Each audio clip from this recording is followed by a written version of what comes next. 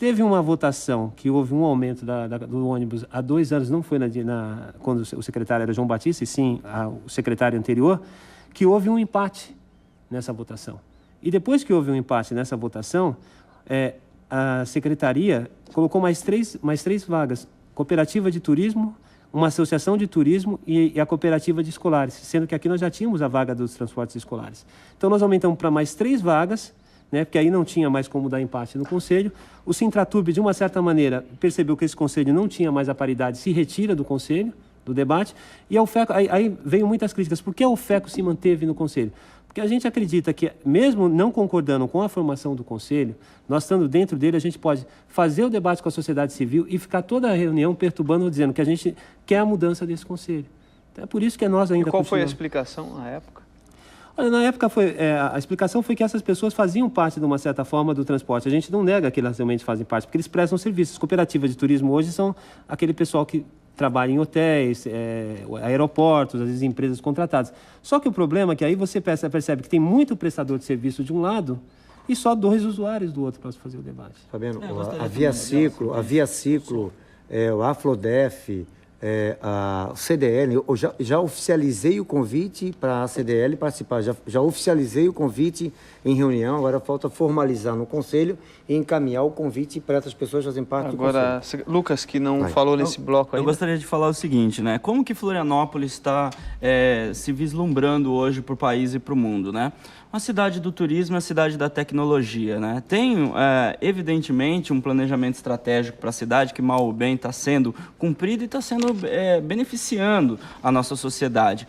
Agora, o transporte, ele não pode ficar refém de uma discussão tão pequena de quem é o conselho. Aí eu tenho que lembrar o Voltaire, né, que dizia que quando você tem um problema que você não quer resolver, você cria um conselho, né, porque daí a coisa não funciona mesmo.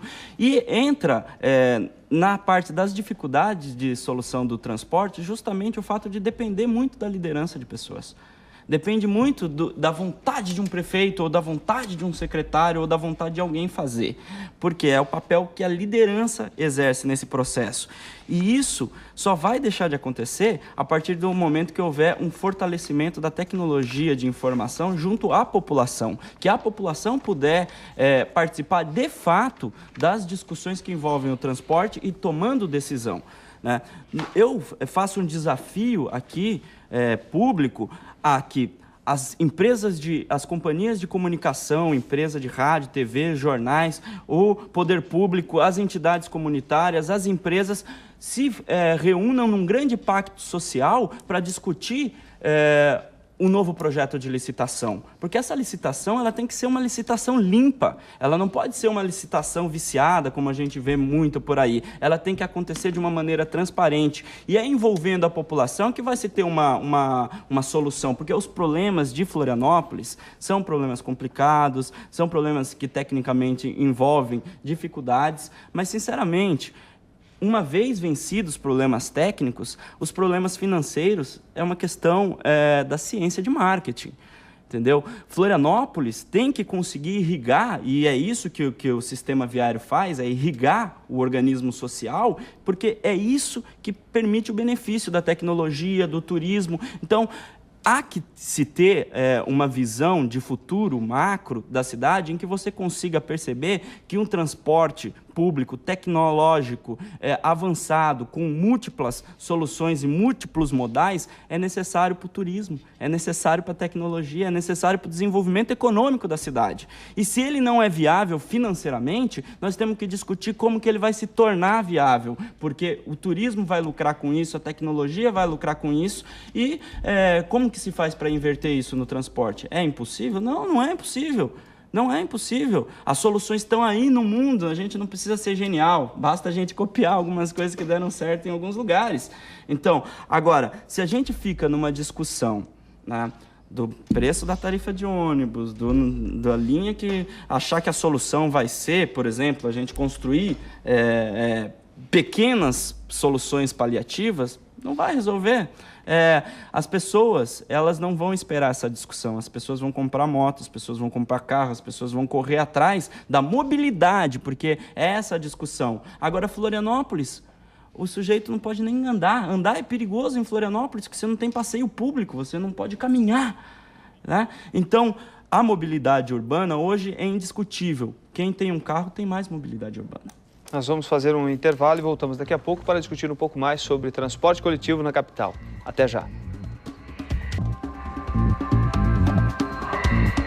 Estamos de volta com Conversas Cruzadas e vamos novamente iniciar o bloco com a participação do telespectador. O Moacir, do bairro Estreito, em Florianópolis, ele explica, Valdir, sobre aquela questão dos ônibus de 40 minutos, etc. e tal. Diz a rua dele é a José Bonifácio, no Estreito, é atendida pelas linhas Promorar e São João, e ele leva, assim, 40 minutos. O Fred, do bairro Estreito, de Florianópolis, diz que domingo não há ônibus direto à Barra da Lagoa, ele diz que é pinga-pinga mesmo. O Adailton, do Jardim Itaguaçu, de Florianópolis, cita a linha do Abraão como uma excelente linha, que tem ônibus a toda hora. Pois bem, essa é a voz do usuário. Bom, o que a gente vai dizer para ele se Fabiano, o usuário diz que fica 40 minutos na fila? Fabiano, eu costumo sempre fazer um comparativo nos seguintes termos. Eu estou lá no mercado público e quero vir aqui no Morro da Cruz. Eu pego um táxi, custa-me R$30. Eu ponho a mão no bolso e pago. Mas se eu não tenho, e você também tendo a mesma vontade, eu te convido, nós vamos vir em 2 e pagamos 15. E se nós acharmos que não temos dinheiro para pagar, vamos consultar mais um amigo ou 2 amigos e vamos pagar cada vez menos. Então, o transporte coletivo tem um custo. Certamente, as linhas que têm demanda de 40 em 40 minutos é porque a oferta, ou seja, é maior do que a demanda ainda. Não adianta se colocar mais um ônibus lá.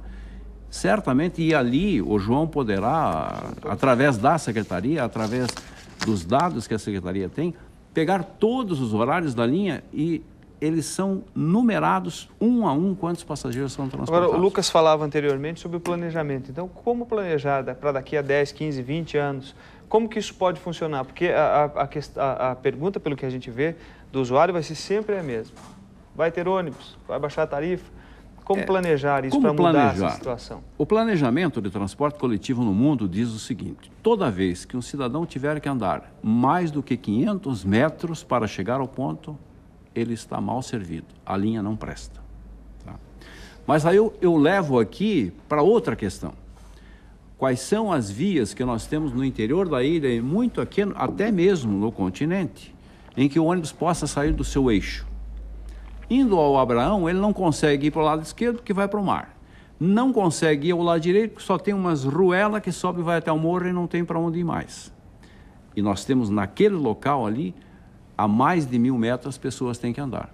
Então, elas não estão sendo bem servidas com o transporte coletivo. Não adianta no eixo ter de 5, de 2 ou de 1. O conceito de transporte diz que ele não está sendo bem servido. E é verdadeiro. Então, o que é que tem que fazer? Primeiro é o planejamento da cidade. E nós continuamos vendo isso acontecendo hoje ainda. Vamos ao sul da ilha. Nós temos um loteamento, vários loteamentos que têm acesso pela SC 405. Só tem uma rua. Vai lá no fundo e não tem como fazer a volta.